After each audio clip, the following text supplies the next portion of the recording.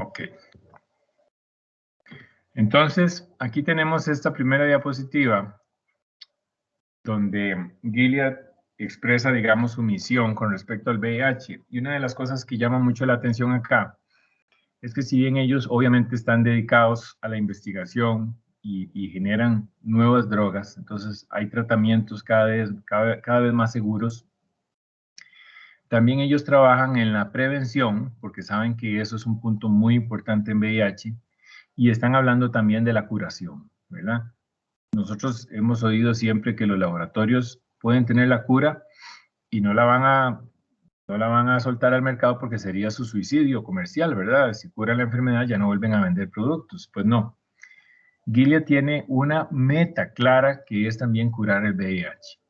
Y uno puede decir, bueno, esto puede ser nada más propaganda. En el caso, digamos, de la hepatitis C, ellos lograron la cura de una enfermedad como esta, la hepatitis C, que era una enfermedad crónica hasta hace pocos años. Y eso lo lograron a través de una combinación de antirretrovirales en un producto que se llama Epclusa. Creo que Marcela sí lo conoce bien.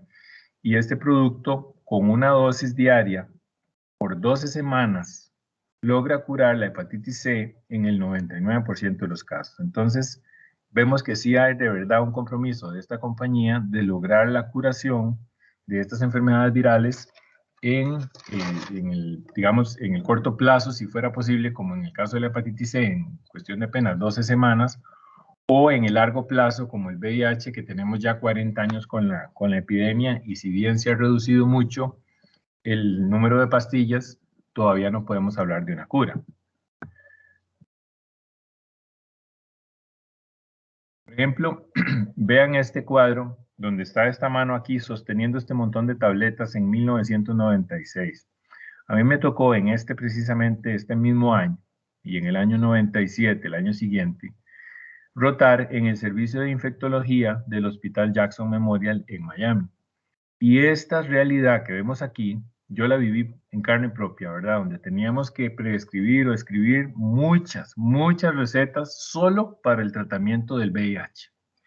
En ese momento, como vemos aquí, la cantidad de comprimidos requeridos por día para un paciente con VIH en el año 96 era de aproximadamente 25 comprimidos, ¿verdad?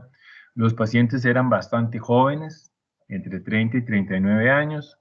Realmente no se podía hablar de pacientes viejos en VIH porque no llegaban a vivir a la edad adulta mayor.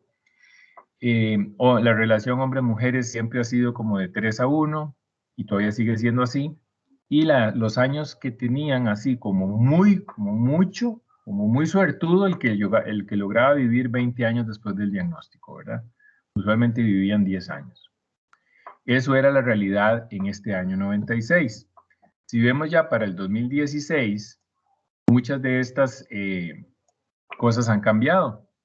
Ahora la edad promedio es más de 50 años, entonces tenemos que los pacientes efectivamente logran vivir más tiempo. La relación hombre-mujer sigue siendo de 3-1 aproximadamente, pero vean los años de supervivencia. Antes, con mucha suerte, llegaban a vivir 20 años después del diagnóstico, ahora fácilmente pueden vivir 50 años. O sea, ya no estamos hablando de una enfermedad que causa una muerte prematura, sino una enfermedad que se convierte en una enfermedad crónica más, se convierte en una enfermedad que va a tener o necesitar atención durante el resto de la vida y va a acompañar a los pacientes hasta la edad adulta mayor. Ese es el primer punto importante que hay que destacar del tratamiento de VIH hoy en día, que sí van a encontrar ustedes pacientes de edad geriátrica con VIH, ¿verdad? ¿Y eso qué implicaciones tiene? Muchísimas, porque este paciente, por su edad geriátrica, ya va a tener comorbilidades presentes y ya no van a ser los medicamentos para VIH, sino que además va a tener que estar tomando una serie de otros medicamentos para controlar sus otras comorbilidades. Entonces imagínense que todavía tuviéramos que darle 25 medicamentos solo para el VIH y además las comorbilidades que tenga, ¿verdad? Sería inmanejable. En resumen, vean lo que tenemos acá. Uno, es posible ahora con un comprimido por día, ¿verdad? Resumir lo que antes no podía lograr 25 medicamentos, hoy sí lo puede lograr un solo comprimido por día. Entonces, eso es una de las cosas a destacar porque no todos nuestros pacientes hoy en día tienen la suerte de tener una terapia para VIH de un comprimido por día. Cuando visitaba los países de la región, ¿verdad? Todavía habían pacientes con 5, con 6 medicamentos por día, solo para VIH. Y eso significa que cuando llegan a la edad adulta mayor ya comienzan a tener otros 3 o 4 medicamentos más para otras condiciones, entonces ya vamos por 10, 11 medicamentos, ¿verdad? Entonces se vuelve siempre un problema que podría resolverse o reducirse si nosotros le damos al paciente terapias más modernas, más seguras, que impliquen nada más un comprimido para la atención del VIH. Aquí estas marcas, esto ya es importante que ustedes lo vayan empezando a manejar. Marcas de productos que tiene Gilead para VIH ya muy consolidados, ¿verdad? Y marcas que tiene para la atención de la enfermedad hepática o de la hepatitis viral. Cuando les hablaba del producto que logró la curación de la hepatitis C, es este, ¿verdad? El producto se llama Epclusa. Es esta combinación sofosbuvir y velpatasvir, que es 2 medicamentos antirretrovirales y se usa para el tratamiento de la hepatitis C crónica. Es un medicamento muy costoso, por supuesto, y con 12 semanas de tomar este medicamento, un comprimido por día, se logra la curación de esta enfermedad que hasta hace poco era una enfermedad crónica. Si vemos los productos para VIH, aunque tenemos muchas marcas diferentes, lo que tenemos que ir aprendiendo es que a veces las marcas son los mismos productos, pero cuando se le suma un componente nuevo, pues cambia el nombre, ¿verdad? O cuando hay un cambio en alguna sal o en algún enantiómero o en alguna molécula que es un poquito diferente, pues ya tiene que cambiar el nombre. Veámoslo aquí, por ejemplo. El Descovy, que es uno de los productos que tenemos que estudiar mañana, es simplemente la unión de 2 medicamentos. La familia de ellos se llama inhibidores de la transcriptasa reversa. Uno es la emtricitabina y el otro es el tenofovir. Pero resulta que en Descovy nosotros tenemos un producto que se llama alafenamida de tenofovir. Si vemos aquí el producto Truvada, podríamos decir que es prácticamente igual a Descovy, pero lo que difiere es la forma del tenofovir. En este caso tenemos emtricitabina y alafenamida de tenofovir, y en el caso de Truvada tenemos emtricitabina y fumarato de disoproxilo de tenofovir. Entonces ustedes dicen, bueno, pero es que es muy pequeña la variación, ¿verdad? Una es alafenamida de tenofovir y el otro es fumarat, ¿sí? Con solo ese pequeño cambio, ya el producto, uno se llama Truvada y otro se llama Descovy. Y este cambio significa una serie de beneficios clínicos y de, digamos, ahorro de efectos adversos para el paciente. En este caso, el más moderno es el Descovy y el tenofovir más moderno es el alafenamida de tenofovir, que se abrevia usualmente como TAF, TAF. Eso es otro de los puntos que hay que aprender mucho en VIH. Casi nunca nos salen los nombres de esta forma, completos, sino que nos van a salir con las abreviaturas que se usan para cada uno de ellos. Y las abreviaturas generalmente solo una letra o a veces como TAF, 3 letras, ¿verdad? Entonces tenemos que ir con el tiempo familiarizando las lecturas de los artículos científicos para que rápidamente ustedes vean una combinación con solo letras y sepan cuál letra representa a cuál producto, ¿verdad? Pero eso lleva su tiempo, ¿verdad? Eso no es de un día para otro. Así que tranquilos por ese lado. Si vemos estos otros 2 productos, aquí tenemos uno que se llama Stribil y otro que se llama Gemboya. Este es otro de los que hay que analizar mañana. Vean también, aquí sí tenemos más componentes. Aquí tenemos 4 componentes. Tenemos el elvitegravir, el covicistat, la emtricitabina y finalmente el fumarato disoproxilo de tenofovir. Si vamos al Gemboya, sería más o menos igual, elvitegravir, covicistat, emtricitabina, pero alafenamida de tenofovir. Entonces resulta que aquí tenemos también que el único cambio es en el tenofovir. Uno tiene la forma fumarato disoproxilo y el otro tiene la forma alafenamida. Y ya solo por eso, Stribil es un producto Y Gemboya es completamente otro producto, ¿verdad? Que tiene también protecciones, tiene diferencias en eventos adversos, etc. Entonces vean cómo sí se puede repetir mucho la fórmula, pero una pequeña diferencia y ya cambia el nombre, ¿verdad? Si vamos a un componente solito, ¿verdad? Emtricitabina se llamaría aquí el Emtriba. Si buscamos este que está aquí también en Gemboya, el Vitegravir solito sería el Vitecta. Y en fin, así hay que irse aprendiendo, ¿verdad? Cuáles son estos o cuál marca contiene qué productos, ¿verdad? Atripla, muy importante porque es uno de los productos que más se usan en nuestros países, ¿verdad? Y vean lo que tiene. Tiene 3 componentes. Tiene efavirenz, tiene emtricitabina. Vean que la emtricitabina casi que no falta, ¿verdad? Está presente en todos. Y el disoproxilo de tenofovir. Entonces, este tiene el tenofovir, digamos, el que yo llamo el tenofovir viejo. Vamos a ir aprendiendo que estos dos tenofovir, a este lo vamos a llamar TDF, porque es tenofovir de disoproxilo, entonces TDF, y al nuevo, que es el tenofovir alafenamida, lo vamos a llamar TAF, que es, digamos, el más moderno. Doctor, Luis, ¿se le ¿tenés puede una interrumpir pregunta? para...? Sí, Sí, sí, claro. gracias. Mire, la pregunta es, estoy viendo y conociendo un poco de lo que está hablando. Anteriormente se hablaba mucho del uso de triple terapias y del montón de medicamentos, como usted muy bien lo dice. La pregunta es que estoy viendo que dentro de la conformación de los fármacos, de la integración de medicamentos, en una sola cápsula, en una sola pastilla, veo que hay tres componentes. Esto se da va basado en esa práctica anterior de triple terapia, o simplemente es para eh, disminuir ese montón de medicamentos que tomaba el paciente, disminuir efectos secundarios y garantizar adherencia. Sí, en eso que estás diciendo tienes toda la razón. La tendencia incluso actual, que la podemos ver más adelante, no está dentro de las charlas que les tengo que dar, pero es a ir disminuyendo la terapia incluso hacia una terapia dual. Pero analizando esto, digamos, con un poco más de conocimiento, yo me inclino a ser más, digamos, discípulo de la triple terapia. Me parece que es más segura y me parece que es de un alcance, digamos, más completo. Es como cuando en la puerta de tu casa vas a poner un llavín y uno dice, pues yo me sentiría más seguro si tengo dos, ¿verdad? Porque si me falla uno, ahí está el otro, ¿verdad? Y no se me meten los ladrones.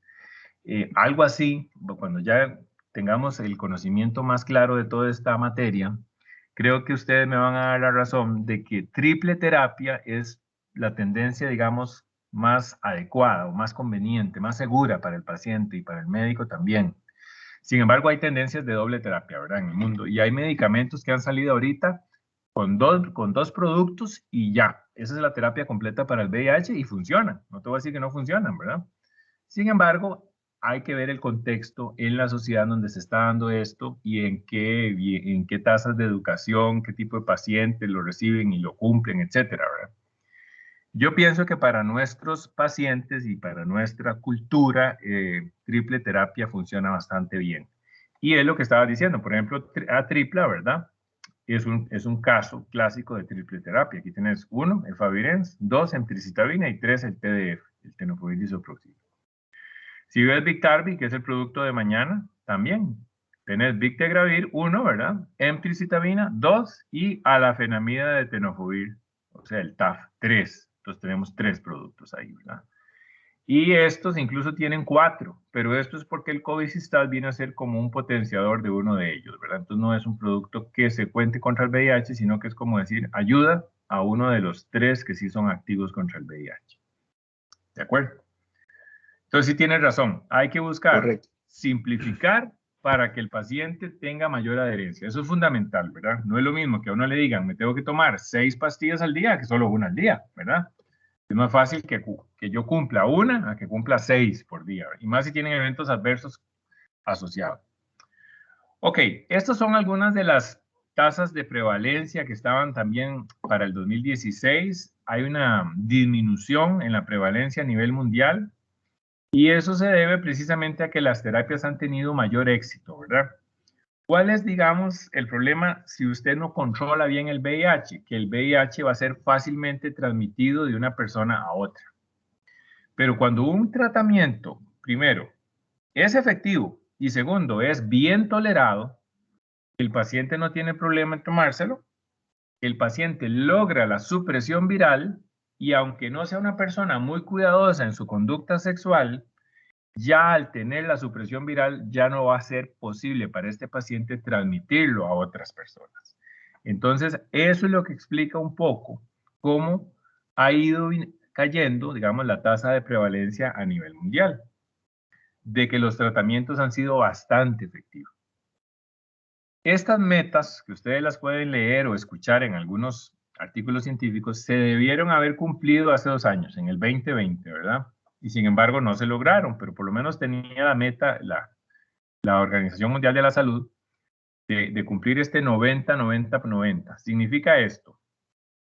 Ellos pretendían que de todas las personas positivas en el mundo, el 90% de ellas lograran conocer su diagnóstico, porque recordemos que sigue habiendo una gran cantidad de gente positiva y no tiene síntomas y pasa años repartiendo el virus porque no sabe que tiene VIH. Entonces, la Organización Mundial de la Salud pretendía que el 90% de las personas que tenían el VIH lograran saberlo. Se logró como un 70%, que no está mal. Luego de ese nuevo universo, de las personas ya que saben su diagnóstico, en los segundos 90 dice que recibieran la terapia antirretroviral, ¿verdad? Ya que sabemos el diagnóstico, bueno, tenemos que darle el tratamiento. Bueno, de eso se logró un 70%, 77%, perdón. Y de las personas que recibían el tratamiento de ese nuevo universo, se pretendía que el 90% de ellas entonces alcanzara lo que se llama la supresión viral. Eso significa que el virus ya aparece indetectable. No es que no lo tenga, ¿verdad? El virus siempre va a estar, pero aparece en unas cantidades tan mínimas que se considera por estándares internacionales de laboratorio como indetectable y por lo tanto ya no es transmisible, ¿verdad? Ahí está el punto de ventaja de una terapia efectiva y además de un paciente adherente, que cuando llega la supresión viral ya el virus no puede salir a contagiar a otras personas. Entonces, de esto se logró como el 82%. Y siguen poniendo ahora pues nuevas metas para ver si se logra contener la pandemia, ¿verdad? En cuanto a esta voy a ir un poco más rápido porque estas son cosas más generales. Sí, déjenme enseñarles esto. Este es importante, este gráfico. Recordar que a pesar de que cuando uno se infecta de VIH, sí puede tener, ¿verdad?, una viremia aguda en esos primeros días, pues más ahora que estamos con coronavirus y con Omicron y todo esto, nadie lo podría diferenciar de los síntomas que da cualquier virus cuando se está replicando activamente en el cuerpo. O sea, lo que daría aquí es fiebre, dolor de cuerpo, cansancio. Y eso da, digamos, en las primeras semanas. Vean el periodo asintomático, ¿verdad?, que puede pasar de estos 15 años, donde el virus baja, o va a estar, digamos, de alguna forma controlado por nuestro sistema inmune. Este en amarillo es la carga viral. Vean que la carga viral primero subió, después el sistema inmunológico la controla y pasa entonces el paciente positivo, sí, pero pasa asintomático por muchos años, tal vez unos 6, 7 años. Y luego de eso ya comienza a tener síntomas y precisamente esta línea verde, esta línea verde que es el conteo de células CD4, que son los linfocitos T, o más bien los glóbulos blancos que el virus le gusta infectar, porque él tiene predilección por infectar los CD4, entonces conforme son inversamente proporcionales, conforme la carga viral comienza a subir después de muchos años, ellos comienzan a caer, ¿verdad? Hasta que llega un momento en donde ya se produce la enfermedad de SIDA, cuando precisamente los linfocitos CD4 caen por un nivel menor a 200. Vean que aquí todavía está por 400. Ya cuando llegan a tocar 200, estamos hablando de SIDA, de una enfermedad ya muy difícil de tratar, donde la persona puede fácilmente morir por enfermedades oportunistas que al tener tan baja cantidad de defensa de glóbulos blancos, de linfocitos CD4, pues el cuerpo está vulnerable, ¿verdad? Pero eso no pasa de la noche a la mañana. Vean qué descuido tuvo que haber pasado para que el paciente dejara que el virus avanzara en su cuerpo por muchísimos años sin tratamiento y por supuesto llega un momento en donde el cuerpo ya no puede contener el virus sube su cantidad de carga viral y a la misma vez baja la cantidad de linfocitos CD4. Entonces, aquí están las infecciones precisamente que ocurren. Incluso te pueden decir, conforme los linfocitos CD4 van por 350, lo que puede ir pasando cuando van por 250, cuando van por 150, ¿verdad? Ya podemos hablar de meningitis, de herpes y citomegalovirus cuando ya están muy, muy, muy bajos, ¿verdad? Todo esto ocurre porque son oportunistas, o sea, porque las defensas están cada vez más y más escasas. Y también las muertes y todo eso, vean lo que está aquí, digamos, definido. Dice cantidad estimada de casos de SIDA, muertes y personas viviendo con SIDA del 85 al 2009 en Estados Unidos y áreas dependientes. Entonces dice, alcanzaron su punto máximo en 1995 alrededor de 50,000 y después disminuyeron a 15,000. De 50,000 a 15,000 en el 2010, ¿verdad? En apenas 15 años las muertes han venido cayendo precisamente gracias a la efectividad de los nuevos tratamientos. Vamos a ir adelante un poco acá. Recordar esto es muy importante. Los modos de transmisión del VIH, ¿verdad? Ahora que se habla tanto del virus de coronavirus, que son transmisión respiratoria, bueno, eso es otro tema. VIH sigue siendo transmisión sexual, transmisión madre a hijo o transmisión por vía sanguínea como pasaba con las transfusiones que estaban contaminadas, ¿verdad? Estos son los únicos 3 mecanismos de transmisión de este virus, ¿verdad? Y no, ni por mosquitos, ni por asientos de inodoros, ni por dar un beso, ni por toser, ni por darle la mano a alguien, ¿verdad? Esas no son formas de que se transmite el VIH, sí son formas de que se transmiten otros virus, pero no el VIH, ¿de acuerdo?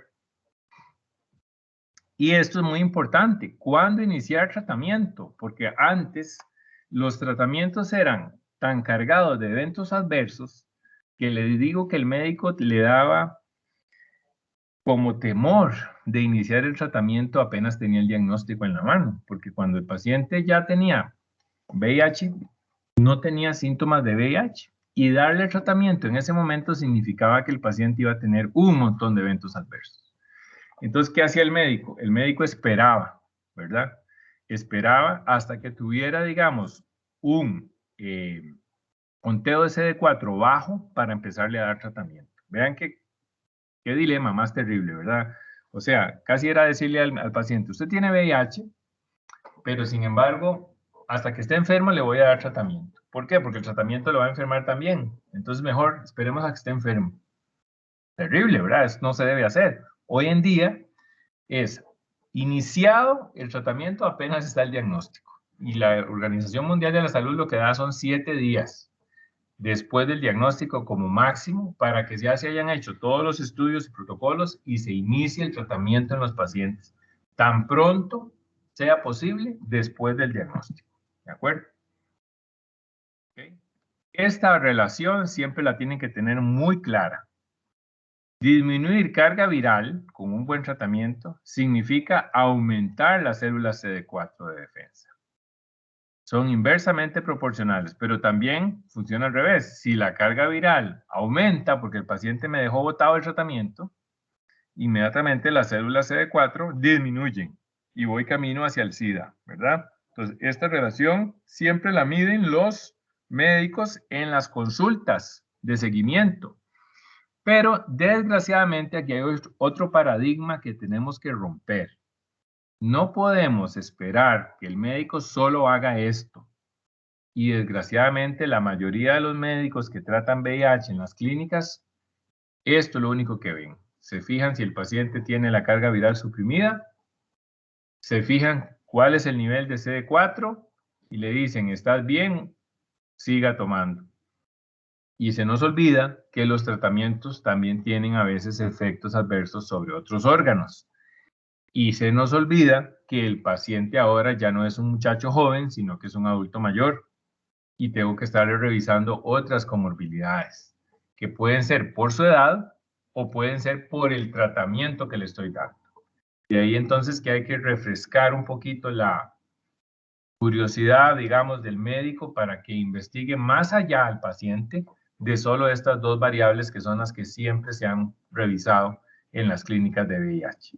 Hay que recordarle que hay que proteger el riñón, hay que recordarle que hay que proteger el hueso, hay que recordarle que el paciente es mayor y puede tener efectos a nivel del sistema nervioso central, como por ejemplo el atripla, que es conocidísimo porque da terrores nocturnos, pesadillas, en fin.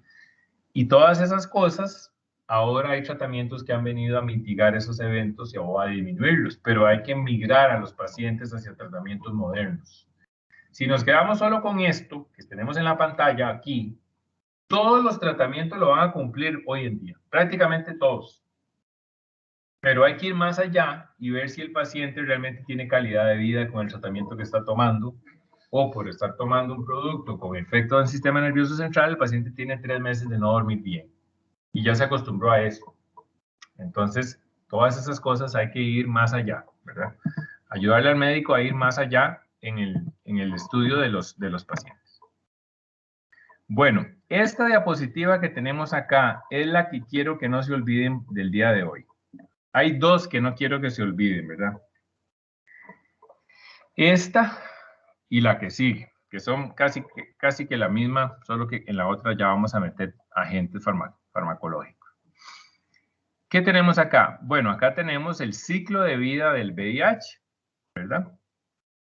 Primero recordemos que él viene siempre como el caballo de Troya, ¿verdad? Encubierto, lleno de viriones, pero él viene con una capa proteica para no ser detectado, con unas espículas, igual que casi todos los virus, y esas espículas pues hacen un contacto con un receptor. Este verde sería el famoso CD4, o sea, es una célula de defensa de nuestro organismo. Y el virus del VIH tiene predilección por atacarlo a él, infectarlo a él. Entonces hace ahí su anclaje, hace una fusión de las membranas e inmediatamente el virus sabe que ya está en territorio seguro y los viriones de VIH entran al citoplasma del CD4. Entonces aquí se cumple una primera fase. Ya el virus está dentro de la célula. Pero el virus en ese punto se da cuenta de algo muy terrible para él, ¿verdad? Se da cuenta que él es un virus ARN de una cadena simple y se encuentra en un territorio donde la célula tiene un genoma ADN, una doble cadena, ¿de acuerdo? Entonces, el virus sabe que no puede hacer absolutamente nada si no se convierte en un virus de doble cadena. Y para eso recurre a una enzima que se llama la transcriptasa inversa. Y la transcriptasa inversa le permite al virus del VIH, que es ARN, convertirse en un virus ADN de doble cadena. Entonces, este es un paso fundamental que el virus tiene que hacer. El segundo paso fundamental es, una vez que ya es un virus de doble cadena, es integrarse al genoma de la célula CD4. Y para eso ocupa una segunda enzima que está acá, que se llama la integrasa. Como la palabra lo dice, la integrasa le permite integrarse al genoma del CD4.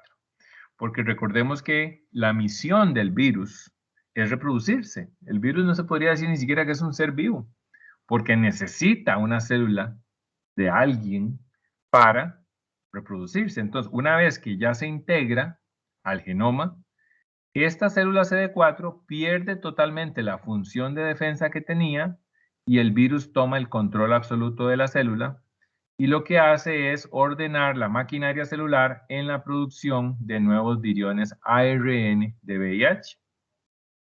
Se convierte en una fábrica de viriones, y finalmente hay otra enzima, la proteasa, que hace el empaque con proteínas externas de estos nuevos viriones y los libera, ¿verdad? Simplemente para que se repita el ciclo en otra, y en otra, y en otra célula. Entonces, este es un ciclo, ¿verdad? Que tomó muchos años conocerlo así en detalle y todavía se sigue estudiando, pero es, digamos, un resumen de lo que el virus hace en un CD4. Y recordar que entonces, en ese momento que el virus se integra, perdemos la célula. Ya no es una célula de defensa, ya no nos va a defender de nada, sino que se convierte más bien en una fábrica de CD4 hasta que probablemente se estalla de tanta producción y la perdemos del todo, pero hay un montón de nuevos agentes para infectar otros y otros y por eso cada vez hay menos células CD4. Ok, la otra diapositiva es la misma, pero ya ahí tenemos que ha hecho, digamos, la investigación a través de estos 40 años para lograr detener este ciclo del virus, ¿verdad? Y estas cajas en amarillo que vemos acá son familias de medicamentos, no es solo un medicamento, ¿verdad? Entonces, teníamos, antes se usaban mucho los antagonistas del correceptor, porque el virus necesita un receptor y un correceptor para poder anclarse. Entonces, le ponía aquí, digamos, como una dificultad al virus para que no pudiera fusionar su membrana, perdón, anclarse. Luego están los inhibidores de la fusión, que detenían el proceso precisamente de fusión de las membranas para que el virus no pudiera entrar. Como sabíamos que el virus es ARN y tiene que pasar por esta enzima, entonces uno de los principales mecanismos, digamos, de acción es inhibir esta enzima, que la enzima no le permita al virus cambiar de ARN a ADN. Y ahí tenemos los inhibidores de transcriptasa, que son estos TI. Estos TI hay nucleósidos y no nucleósidos, ¿verdad? Pero hacen la misma función. Inhiben la transcriptasa para que el virus no pueda transformarse de simple a doble cadena. Una familia más moderna es los inhibidores de integrasa, que lo que hace es, si ya el virus logró hacer ADN, bueno, al menos que no se logre integrar. Y aquí tenemos una gran cantidad de medicamentos también, muy modernos, los más recientes, de hecho, inhibidores de integrasa. Y finalmente, si ya el virus sí logró integrarse y sí está produciendo viriones, al menos trato de que no los pueda empaquetar y liberar. Entonces, tengo otra familia que son los inhibidores de proteasa, que son los que Marcela mencionaba que ella conocía también. Entonces, estos son más viejos, de hecho, ya se usan menos hoy en día, pero todavía existen, ¿verdad?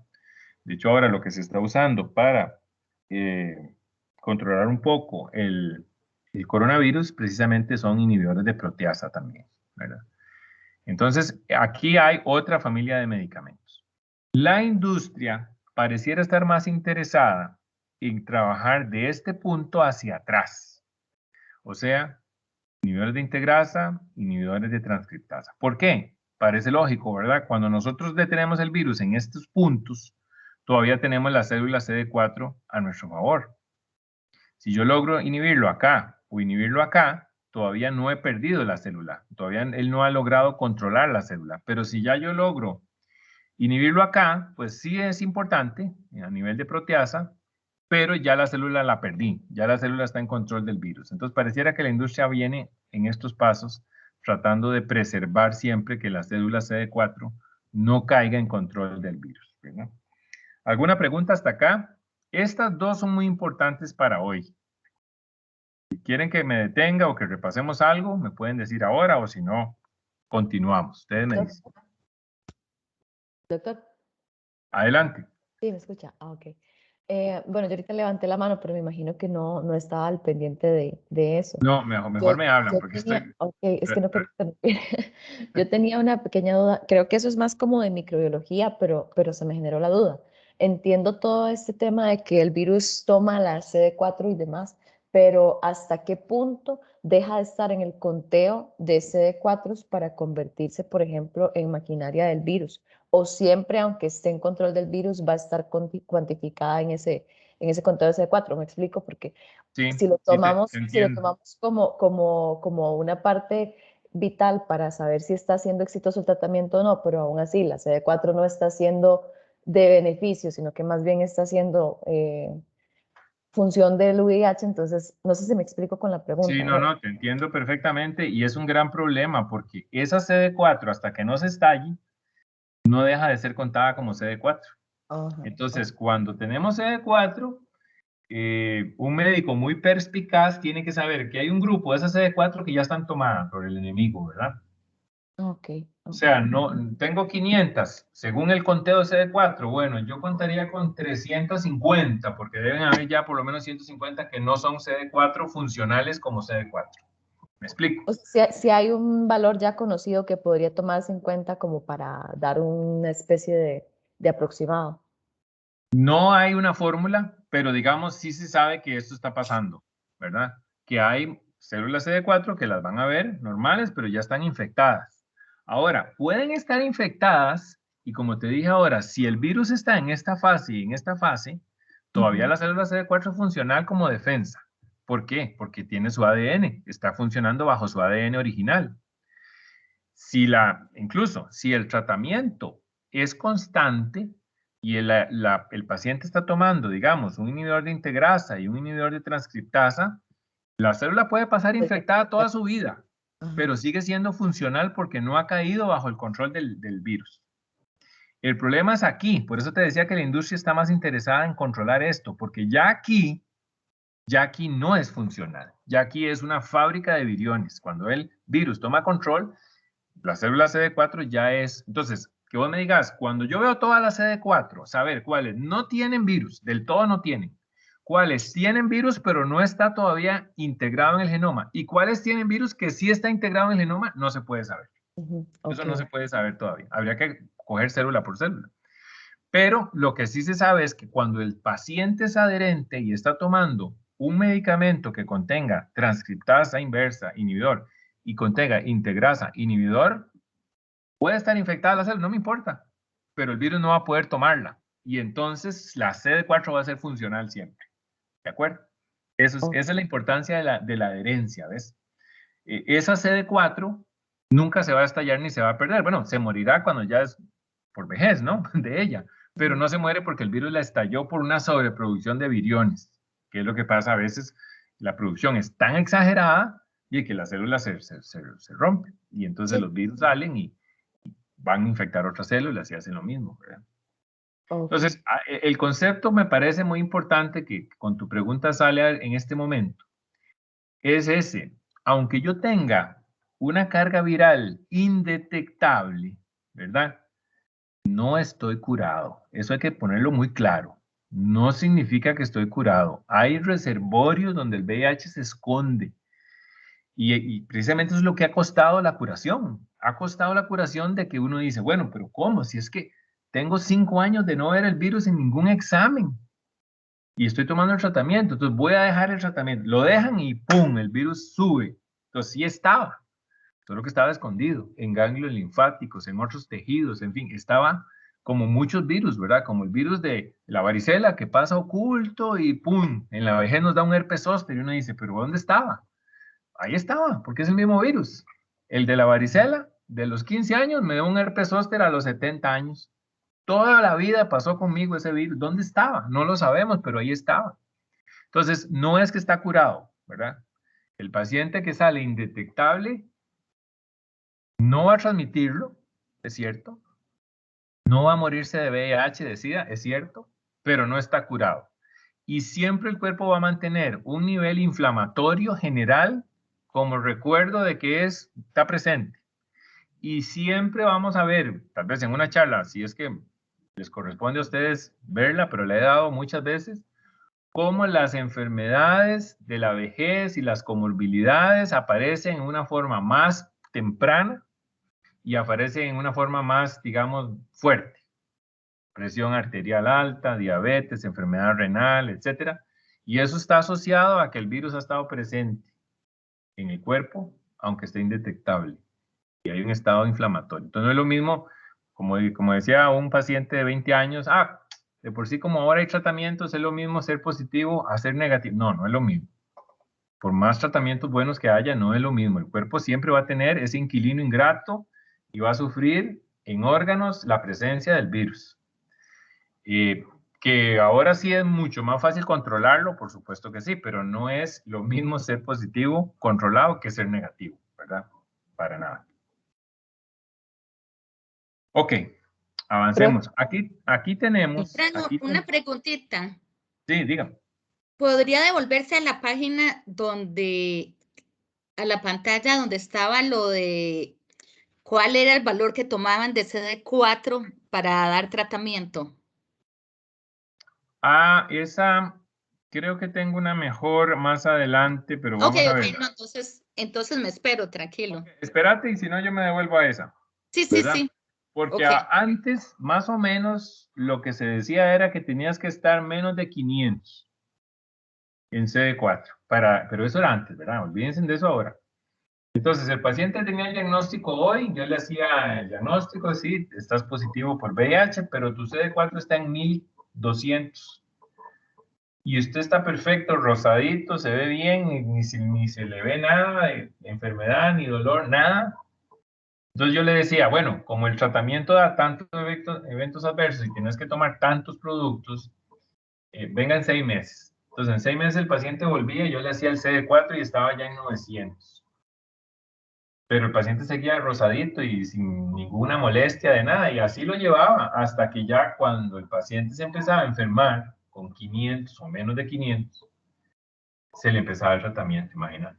O sea, lo dejé deteriorarse, ¿verdad? Eso era antes, ¿verdad? Fran, pero eso es porque el valor normal, digamos, del CD4 en una persona es de 500 a 1500. O ese es el rango para un paciente con VIH. Bueno, eso va a depender, como todas las personas, de muchos factores, ¿verdad? Nutricionales, de la genética, de muchas cosas. Pero digamos que nadie te va a salir con menos de 500 si tiene un sistema inmunológico normal, ¿verdad? Más bien, hay gente 1000 y resto, ¿verdad? Normal.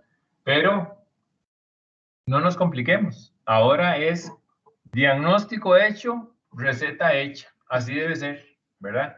¿Qué pasa? Que tenemos una burocracia terrible. Entonces, en el Calderón te dicen, no, jamás, primero tiene que ser valorado por trabajo social y la cita dura 3 meses y después viene no sé qué y el capellán tiene que darle la bendición y todo. Bueno, entonces ya, y mientras pasa todo eso, le estamos dando chance al virus de que gane tiempo. En otros países, como Panamá, por cierto, cuando estuve conversando con la gente del Hospital Santo Tomás, me dijeron, no, a veces logramos que el mismo día del diagnóstico el paciente de una vez se lleve la receta. Magnífico, magnífico. En Guatemala, en los primeros 7 días ya el paciente sale con tratamiento.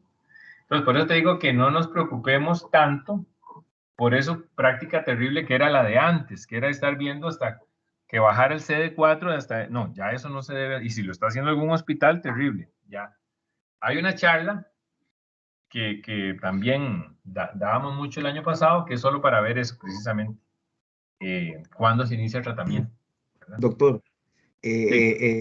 En realidad no conozco mucho de cómo es el manejo en Panamá, en el Hospital Santo Tomás, en la Caja de Seguro Social, sobre este tipo de situación que usted está mencionando. Preguntarle al doctor Félix Díaz, él te va a dar mucha información de eso. Feliz día, sí, porque le quería preguntar es que hay algún consenso acerca de cómo hacerlo, si es lo que es la tónica, ¿no? Sí hay, pero no es el objetivo de esta charla de hoy, pero sí hay un consenso, incluso poder revisar las guías americanas, las guías europeas, y coinciden, ¿verdad? En que la OMS, la Organización Mundial de la Salud, coinciden en que, hecho el diagnóstico, ¿verdad? Iniciado el tratamiento.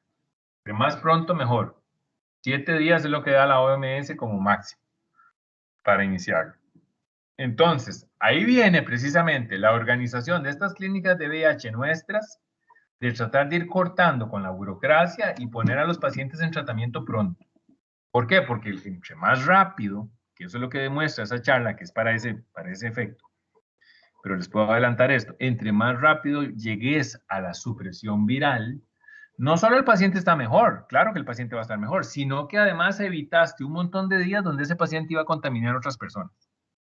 Entonces, el tiempo que se dure entre el diagnóstico y la supresión viral es fundamental. Y eso hay que hacérselo entender a los médicos que son duros para entender eso, ¿verdad? Ya tiene VIH, ¿qué importa que lo mismo dure un mes o que dure 6 meses en alcanzar la supresión viral es lo mismo. No, no es lo mismo. No es lo mismo porque eso significa menos transmisión del virus. Entre menos tiempo alcance supresión viral, menos supresión del virus, menos transmisión del virus vamos a tener. Entonces, hay detalles en esto que hay que ir refrescando, porque los médicos están como, yo diría que a veces están como aburridos. Hay que despertarles un poquito la pasión por este tema y demostrarles que hay cosas nuevas que hacer y que hay productos nuevos mucho más efectivos. Porque a veces están aburridos de solo ver carga viral CD4 y ya. Y solo eso hacen, ¿verdad? Una consulta muy mecánica, muy aburrida para ellos a veces. De hecho, los infectólogos quisieran que sea medicina general o otro, el que vea eso y ellos solo vean los casos de resistencia y cosas así, ¿verdad? Eso lo sé porque me lo han dicho, ¿verdad? Entonces de ahí viene la tarea o el reto para ustedes de que haya como una motivación para que este tema ellos lo vuelvan a tomar con ojos nuevos, ¿verdad? Con ojos frescos. Doctor. Sí, dime. En este caso tal vez no habrá alguna especie de reserva o de recelo o así, porque, o sea, por ejemplo, bueno, ya no es tan así, pero quizás están todavía arraigados a la idea de que tendría que estar el paciente mal para darle el tratamiento. Sin embargo, yo nunca he escuchado a un médico que diga, ah, sí, tiene cáncer. No, esperemos a que se ponga mal para darle tratamiento. Sin embargo, en esta enfermedad sí sucede de esa manera. Tienes toda la razón. Y es más, cuando veamos mañana las diferencias entre el tenofovir disoproxilo, que es el viejo, y el tenofovir alafenamida, el TAF, que es el nuevo, pasa lo mismo, porque resulta que el viejo se asocia mucho a daño renal. Y el viejo, el tenofovir viejo, se está usando mucho en gente joven. Y claro, el médico lo que ve es un riñón sano. Entonces le está dando el tenofovir viejo, sabe que da problemas renales y se lo sigue dando. Entonces yo me pregunto, ¿qué estará haciendo? Lo mismo que hacía antes, o sea, está esperando que el riñón colapse para entonces, ahora sí, te voy a pasar al tenofovir moderno. ¿Y ya para qué? O sea, ¿no sería mejor desde ahora que el paciente está joven, que tiene el riñón sano, de una vez evito ese riesgo y lo paso al tenofovir moderno? Ah, no, cuando vos ves, los médicos a veces dicen, no, es que los componentes que tienen ese tenofovir moderno los reservo para los pacientes renales. Es el mismo concepto, si lo ves. Quizás pensando en lo mismo. Quizás suena feo, pero también hay un componente económico demasiado importante porque estos productos, pues, de una u otra forma no son tan... Pero te pregunto, ese componente económico a la luz de atender una enfermedad renal, ¿será que lo estamos midiendo bien? No, ¿O será que me va a salir más caro al final de la vuelta? No, exacto, sí. O sea, ahí tal vez se vendería esta idea de, bueno, entonces, ¿cuánto vas a gastar vos eventualmente tratando a un paciente con un daño renal? Mientras que podrías en este momento invertir un poquito más, pero evitarte toda esta situación que eventualmente además podría llevar a alguna emergencia que también genera costos mucho más altos. Exacto. Ese es el punto, ¿verdad? Gracias. La parte de muchos de nuestros médicos es una visión de economicista de muy corto plazo. Y eso es porque eso es lo que les conviene de cara a sus jefaturas. Decir, o que lo crean, o que lo hayan probado, o que esté probado que de verdad dar un medicamento más barato reduce los costos. Creo que no está probado, ¿verdad? Pero simplemente se hace por costumbre o por política, por quedar bien, en fin. Bueno, esta diapositiva lo que nos ilustra son 5 familias de medicamentos, ¿verdad? Que están usándose hoy en día todavía. Entonces, aquí tenemos, por ejemplo, antirretroviral aprobados por la FDA. Aquí dice la diferencia entre las clases de medicamentos es cómo trabajan para pedir que el VIH haga copias de sí mismo. Entonces, como vimos, están los inhibidores de la transcriptasa, que tenemos, digamos, de 2 modalidades, los que son inhibidores de la transcriptasa inversa, análogo de nucleócido, y los no análogos de nucleócidos. Recuerden que en las cadenas de ADN, un nucleócido, ¿verdad? Era una de las unidades estructurales del ADN, que tenía un fosfato, una base nitrogenada, etcétera. Y entonces hay unos de estos que presentan, digamos, cuando el virus está tratando de reproducirse, un nucleócido falso, digamos. Y el virus hace La cadena toma ese nucleócido pensando que es uno funcional y después se da cuenta que no le sirve para que la cadena quede bien y funcional. Entonces ahí se inhibió la producción viral. Se engañó el virus. Esos serían, digamos, los falsos bloques que aquí dice acá. Son falsos bloques que evitan que el VIH haga copias de sí mismo. En realidad sí logra hacer la copia, pero con un bloque falso no funciona. Entonces ahí está el efecto del medicamento. Y dice aquí, los otros, los que son no análogos de nucleósidos, dice, estos se unen y desactivan una proteína llamada transcriptasa inversa que el VIH necesita para hacer más copias de sí mismo. Entonces, en estos hay inactivación de la enzima y en estos hay, la enzima sigue activa, pero le da un falso bloque para que trabaje. ¿De acuerdo? Perdón. Luego están los PI, inhibidores de proteasa, que ya vimos. Esos son los que estaban al final, antes de que el virus saliera. Dice, desactivan una proteína llamada proteasa que el VIH necesita para hacer más copias de sí mismo. Por eso se llama inhibidor de proteasa. Y ahora se están usando como si fueran lo último que se ha descubierto en el mundo contra el coronavirus, ¿verdad? Y son más viejos, conocidos por la gente que maneja VIH. ya están más que conocidos. Inhibidores de la entrada y de la fusión, pero estos no se usan tanto hoy en día. Y estos sí, a estos hay que ponerles mucha atención porque por aquí viene digamos, la nueva terapéutica. Inhibidores de la transferencia de las cadenas de integrasa. Dice, desactivan una proteína llamada integrasa que el VIH utiliza para poner sus genes en los genes de las células. Ven, este es el punto ya más inmediato a que el virus tome control. Entonces, si usted logra todavía inhibir en este punto con un buen inhibidor de integrasa, magnífico. Usted queda salvando el CD4, ¿verdad? El virus no logró su objetivo y queda bien. Aquí tenemos varios productos. El que vamos a ver mañana, el que tiene Biktarvy, se llama Bictegravir. Casi todos terminan en IR. El Bictegravir, Dolutegravir, todos ellos son de esta familia de los inhibidores de integrasa. Ok, TAR, que aparece mucho en la literatura, quiere decir terapia antirretroviral altamente efectiva, combina medicamentos de diferentes clases y se denomina terapia de combinación, cóctel o régimen, ¿verdad? Esas son otras formas de hablar de los ejemplos, ¿verdad? Una de las cosas que esas charlas que les daba el año pasado a los médicos de la región es que esas guías que les hablo de Europa, de Estados Unidos, ahora dicen, bueno, todos, absolutamente todos los TAR o los cócteles o los regímenes que usemos, todos deben incluir un inhibidor de integrasa.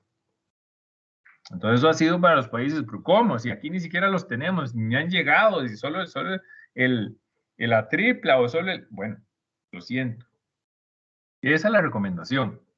Que los países estén algunos atrasados, es entendible, pero deberían ir migrando hacia que todos tengan un inhibidor de integrasa dentro del cóctel, que son 3, triple terapia. Finalmente uno va a ser emtricitabina, porque es un producto efectivo y es muy barato. Entonces la emtricitabina tiene toda la vida de estar en los cócteles de VIH. Inhibidor de transcriptasa, perfecto. El otro tiene que ser un INSTI, un inhibidor de integrasa. Bueno, ahí tenemos 2 que son los que van en punta ahorita. Bictegravir y Dolutegravir. Pero hay otros, está el Raltegravir, está el Bictegravir, hay otros. Pero digamos, esos 2 son los principales. Y el tercer componente generalmente es otro inhibidor de transcriptasa, ¿verdad? Para nuestro efecto, el que nosotros promocionamos es el tenofovir alafenamida, o sea, el TAF. Pero hay muchos productos que tienen el tenofovir disoproxilo, que es el TDF, que es el viejo, ¿verdad? O tienen otros productos que no son tenofovir, ¿verdad? Entonces, ahí por ahí anda más o menos pero eso lo vemos aquí, veámoslo aquí. Del 2001 al 14, vean los productos que se usaban, ¿verdad? Truvada, Tripla, Complera, Stragvil, algunos de estos los vimos en la primera, segunda diapositiva, y vean lo que dice aquí, regímenes a bases de TDF, o sea, el tenofovir viejo. Bueno, pero era lo que se tenía, y además no es que es malo, es buenísimo, él inhibe muy bien la transcriptasa. El problema es que a largo plazo nos dimos cuenta que el TDF produce osteoporosis y produce daño renal a largo plazo, no es que con la primera dosis, ¿verdad? A largo plazo. Y estos son tratamientos de toda la vida, entonces hay largo plazo. A partir del 15 empieza la era TAF, que es esa modificación que se hizo en el tenofovir, ¿verdad? Y las mismas marcas probablemente, ¿verdad? Vean que Truvada es igual que Descovy. La diferencia es que este tiene TAF y este tiene TDF, como les dije al principio, ¿verdad? Strivil es el mismo que Gemboya. ¿Cuál es la diferencia? Que Gemboya tiene TAF y Strivil tiene TDF, pero son el mismo. Los demás componentes son los mismos, ¿verdad? Y vean aquí lo que les estaba diciendo. Así como esta nomenclatura, ustedes tienen que aprenderse todos las abreviaturas, porque ustedes tienen que ver esto, BF-TAF, y saber qué es Biktarvy. No hoy, por supuesto, pero dentro de unas 2 semanas ya ustedes esto se lo saben. B es Bictegravir, F es emtricitabina, vean, nada que ver, ¿verdad? La F con emtricitabina, pero eso es, y TAF es tenofovir alafenamida. Entonces sí, BF-TAF es Biktarvy, ya yo sé. Y inhibidor de integrasa no potenciado, porque el Bictegravir, que es el inhibidor de integrasa, es muy potente, entonces no necesita un potenciador. Ok, yo creo que ya casi vamos terminando. Déjenme ver algo más acá. Bueno, tal vez estas marcas vean que sí, la FDA aprueba en febrero del 2018 el Biktarvy, ¿verdad? Que es el medicamento punta que ahorita tiene Stein y que tiene Gilead en el mundo para VIH. Un tratamiento que mañana lo vamos a ver en detalle. Déjenme ver algo más, aquí había algo más. El VIH y la salud a largo plazo es algo muy importante hoy en día. Vean todos los efectos que puede tener el VIH a largo plazo. Dice, la infección por VIH y la TAR pueden tener efectos a largo plazo en aspectos de la salud, ¿verdad? Deterioro neurológico, cardiovascular, hepático, renal, óseo, cáncer. Todo eso se relaciona, algunos con VIH de larga presencia en el cuerpo, algunos con el TAR, con el tratamiento también, ¿verdad? Como les decía, el TDF afecta aquí, óseo y renal, el tenofovir disoproxilo, por eso aparece el TAF, para disminuir estos problemas. Aquí está más en detalle, pero esto no es para hoy. Déjenme ver algo más acá. Creo que ya terminamos. Esto es enfermedad cardiovascular. Ya estos son los detalles de la enfermedad cardiovascular. Van en detalles de cada una de las enfermedades que produce. No sé si están relacionados con efectos como lipoatrofia o lipohipertrofia. Vean esta jiba, ¿verdad? Y esto es producto de eventos adversos asociados a tratamientos antirretrovirales, ¿verdad? Ya por suerte de los más viejos que no se usan tanto, como el AZT, la acidobudina y esos otros productos que ya no se usan tanto, ¿verdad? Vean, aquí está, para la lipoatrofia, evitar el D4T y la acidobudina o cambiarlos a modo preventivo. Y modificación. O sea, en otras palabras, decirle a esos médicos que tienen pacientes con tratamientos súper añejos, miren, por favor, estudien, actualícense y pidan a sus sistemas de salud tratamientos más modernos para que los pacientes tengan acceso a ellos y vivan con mejor calidad de vida, ¿verdad? Vean los problemas de depresión, de ansiedad, trastorno de adaptación, trastorno bipolar, ¿verdad? Eso es en pacientes que tienen VIH. Obviamente tienen más incidencia estos trastornos.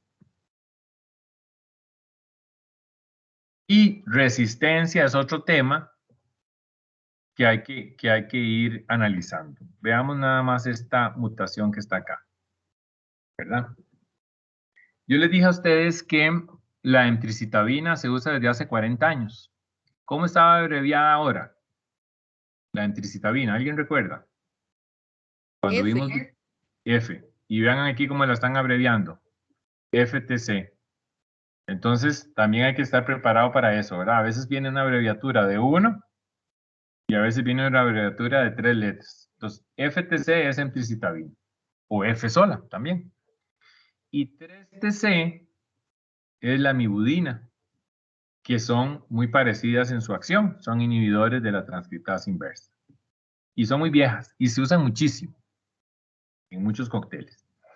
Pero resulta que existe esta mutación M184V, que es la que el virus ha desarrollado para que la emtricitabina no funcione o para burlar la acción de la emtricitabina y tiene resistencia cruzada con la lamivudina. En otras palabras, si esta mutación está presente, yo ya perdí el efecto de lamivudina o de emtricitabina. Así de sencillo. Y la mutación más prevalente en Centroamérica es esta. Quizás hayan otros, pero ¿qué pasa? Que nuestros laboratorios están muy en pañales para detectar otras mutaciones. Entonces, la que más han detectado es esta, las M184V. Cuando ustedes me hablaban de triple terapia, efectivamente, si yo tengo Biktarvy y yo tengo esta mutación, ya yo perdí uno de los componentes de Biktarvy, porque la emtricitabina no me va a funcionar. Pero me quedan dos. Me queda el Bictegravir y me queda el TAF. ¿Qué sucede si yo tengo una terapia dual? Que a veces es, por ejemplo, la lamivudina con dolutegravir. Eso es una que se usa en el mundo. Y son solo dos. Y yo no detecto que está esto presente, voy a perder la lamivudina, me quedaría solo el dolutegravir. Eso sería una terapia con monoterapia. ¿Ustedes creen que podemos justificar monoterapia para el tratamiento de VIH? No lo podemos hacer. Y una mutación de este tipo nos puede hacer caer en ese error. Entonces, en países desarrollados, ellos pueden dar a veces terapia dual porque tienen todas las capacidades de laboratorio para detectar todas las mutaciones posibles. Entonces, ya sabiendo que el paciente no tiene nada, ok, démosle terapia dual y vamos. Pero en nuestros países que no se permite o que no podemos costear esos laboratorios para detectar mutaciones, y si sabemos que hay mucha M184V, yo no me daría el lujo de darle terapia dual, porque si pierdo uno de los dos, ya me quedé con monoterapia. Entonces preferiría siempre usar triple terapia, al menos, porque si me aparece la mutación y pierdo uno, todavía tengo dos. Entonces ven, depende del contexto donde uno esté trabajando y los recursos que tenga ese médico, esa clínica de VIH, así también podemos definir si vamos a usar terapia dual o terapia triple. ¿De acuerdo? Bueno, no sé si tienen alguna pregunta. Esto sería básicamente lo que tenía para hoy. Y mañana vamos a ver ya en detalle el Biktarvy, que me imagino que ustedes están estudiando un poquito. Ya les dieron literatura de Biktarvy, ¿sí?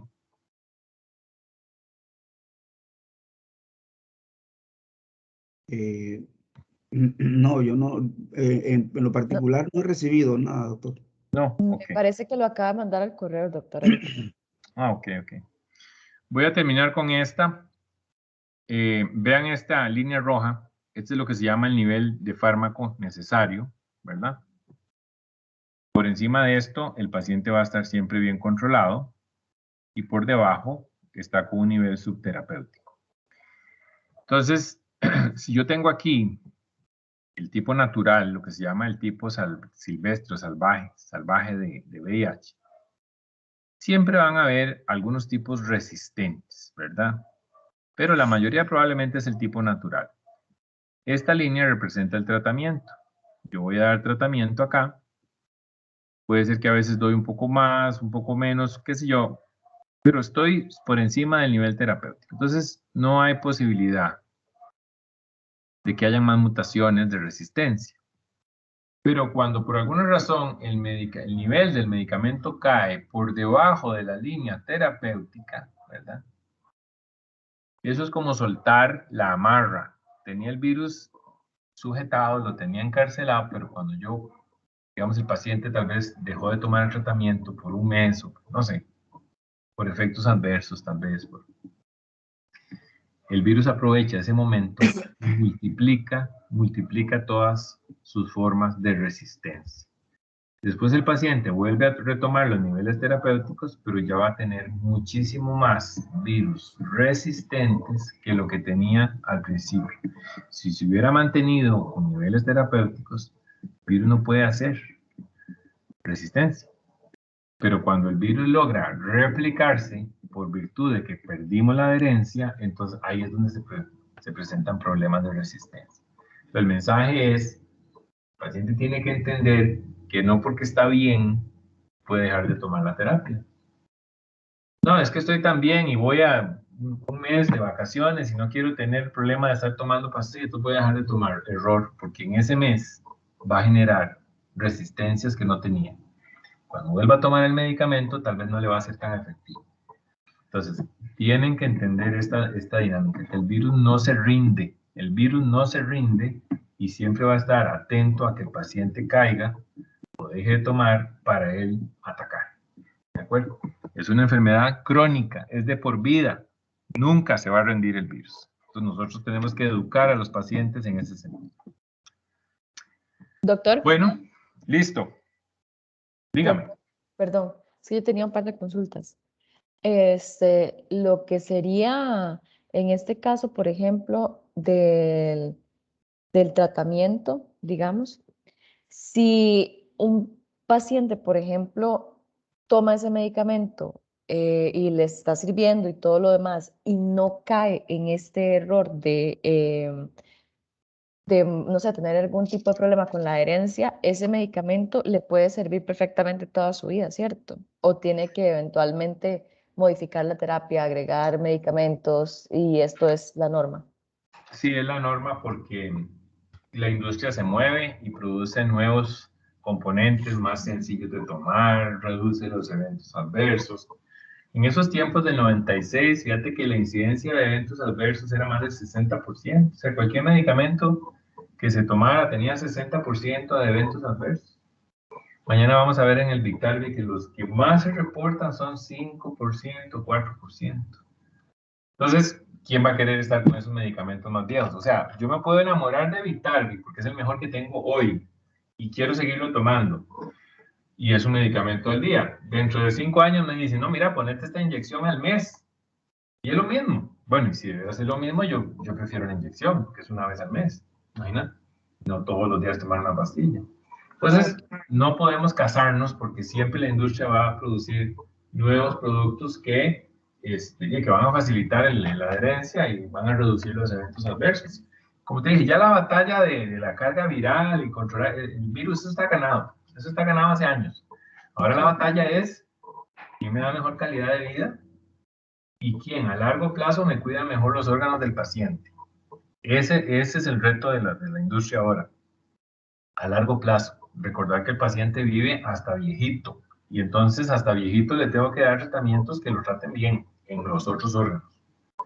Ahí está la lucha de hoy en día. Pero sería un tema de que se cambia el medicamento para mejorar estos aspectos, pero no porque si el medicamento se tome bien, o sea, no va a generar este tipo de problemas. No es como que lo que, por ejemplo, yo había escuchado, mira, es que vos tenés que cambiar de anticonceptivas cada 5 años porque puede ser que, y yo, ¿qué? O sea, no, digamos, esos medicamentos, si son bien tolerados y si el paciente no tiene ningún inconveniente, cosa que sabemos que no pasa, pero si fuese así, podrían usarlos y van a ser efectivos en todo momento, ¿cierto? Y vas a encontrar esos casos, ¿verdad? Donde uno le dice al paciente, pero este tiene menos. No, pero es que la verdad, yo estoy feliz con este y no tengo, bueno, entonces se respeta. El paciente está enamorado de su medicamento y siga con él. Ya solo, si uno ve que a nivel clínico está deteriorándose algo, uno le puede demostrar, mire, el problema es, yo sé que usted se siente bien, pero su hueso le está pasando esto.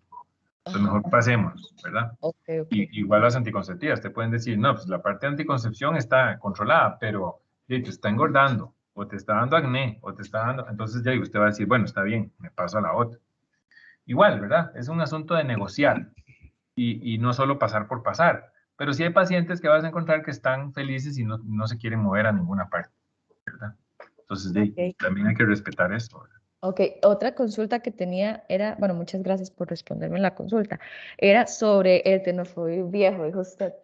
O sea, ¿cuál es el chiste de seguir produciendo este medicamento si ya tenemos un medicamento que va a ser superior en cuanto a precisamente esto que estamos conversando, que son los cuidados en la salud futura del paciente? O sea, ¿por qué se siguen usando, por qué se siguen generando los dos?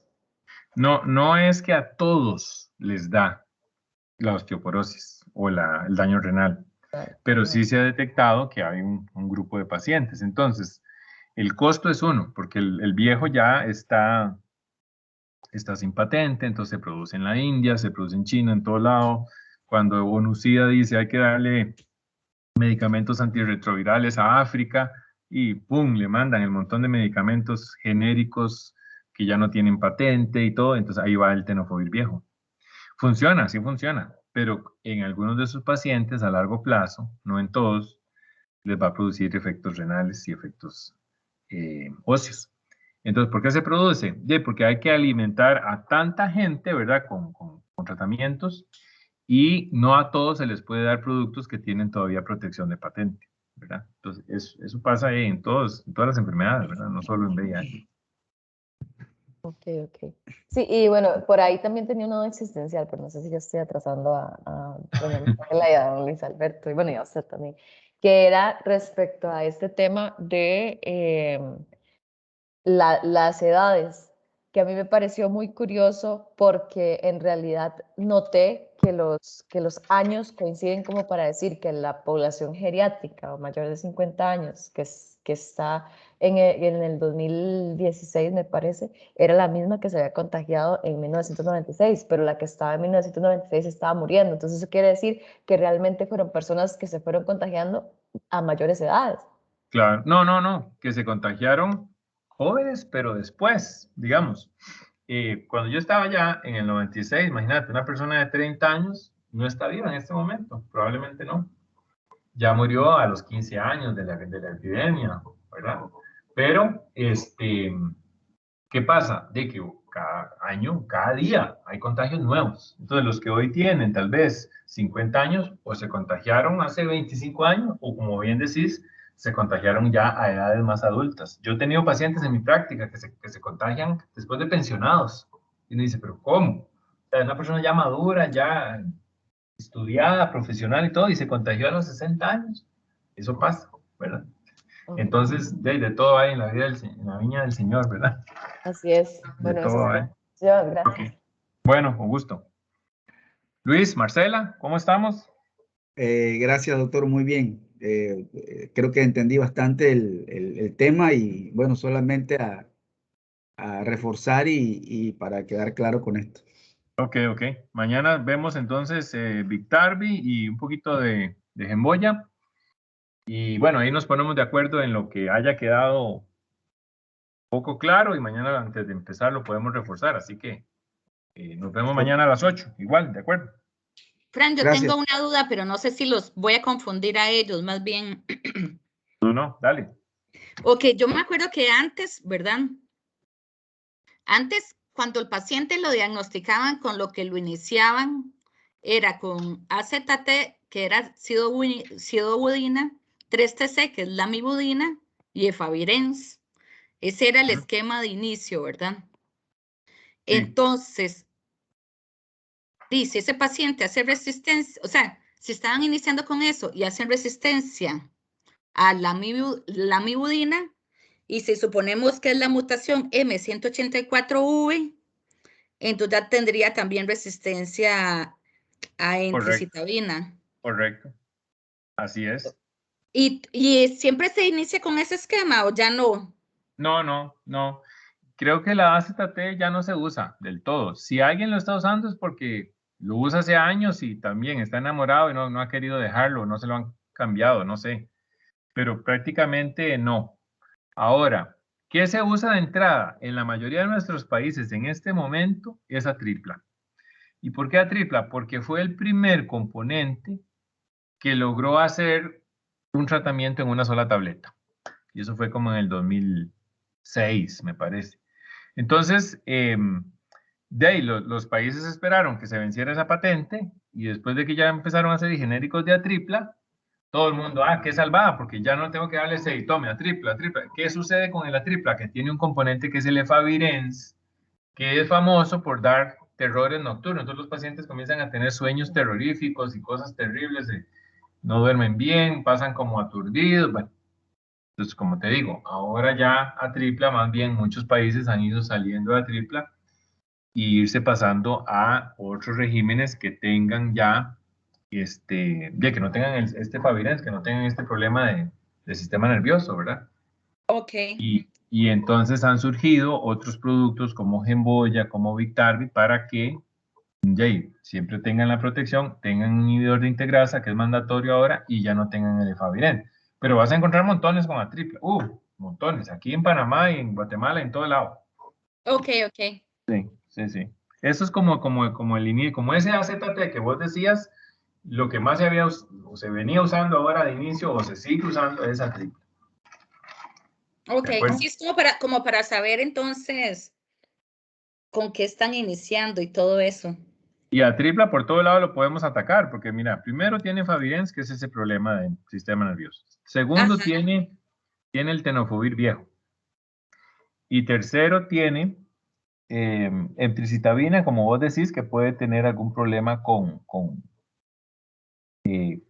resistencia. Entonces, por todo lado, ¿verdad? Está como ya más debilitado. En su momento, como todo fue, el non plus ultra, todo el mundo quería pasarse a Atripla, pero ya ahora está superado, ¿verdad? Como todo. Ok. Sí. Bueno, Súper. nos vemos mañana. Gracias. Cuídense. Chao. Chao. Bueno, gracias. Con Chao. gusto. Chao.